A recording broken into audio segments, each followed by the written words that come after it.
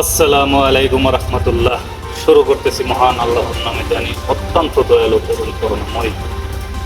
আমার এই ভিডিওটা সবাই শেয়ার করে দিবেন, আশা করি সবাই শেয়ার করবেন যদি আমার ভিডিওতে যুক্তি থাকে।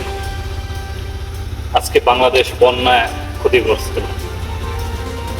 বাংলাদেশের মানুষ চাই যে একটু সুখে থাকুক। ডক্টর ইউনূস স্যারকে আজকে বলতে চাই, আপনি কি পারেন না একটা ঘোষণা দিতে যে বাংলাদেশের মধ্যে আমি ফারাক্কাবাদের মতন একটি বাঁধ নির্মাণ করব? আপনার কি এই সাহস হয় না এখনো?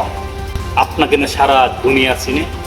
আপনি কি টাকার হিসাব করতেছেন যে বাংলাদেশের সরকার এই মুহূর্তে ঋণগ্রস্ত কোটি কোটি ডলার? আপনি সেই চিন্তা করতে হবে না।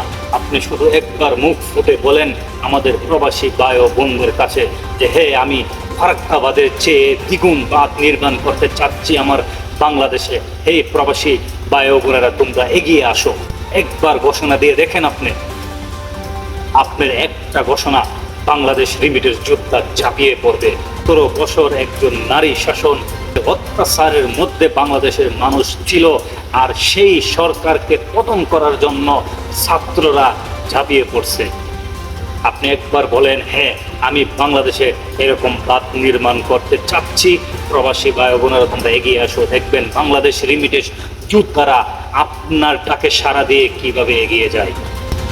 বাংলাদেশ সরকার চিন্তা করছে যে এই মুহূর্তে বাংলাদেশ সরকার যে ক্ষতিগ্রস্ত আছেন, ১৭ বছর যে ঋণ করে গেছেন, সেই ঋণ এখন দিতে হবে। না, এই বাঁধ নির্মাণ করার জন্য তোমরা আমাকে সহযোগিতা করো। তোমরা এক একজনে ১,০০০ টাকা করে দাও আমাকে, আমি বাঁধ নির্মাণ করে দিই। প্রবাসীরা অবশ্যই প্রস্তুত ১,০০০ টাকা করে দিতে আপনার কাছে।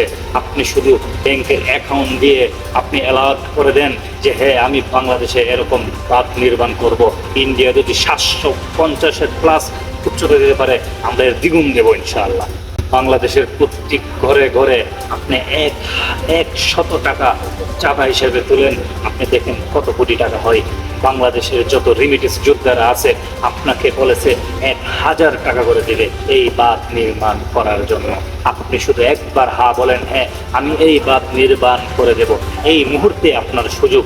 আপনি যদি এই বাঁধ আপনি নির্মাণ করে যান, এরকম সিজনে সবাই বলবে যে আল্লাহ, ডক্টর ইউনূস স্যারের মাধ্যমে, ডক্টর ইউনূস স্যারের ওসিলা তুমি আমাদেরকে বাঁচিয়ে দিলা। সুতরাং একটা ভালো কাজ করে যান, যে কাজ সারা জীবন মানুষের মনে রাখবে।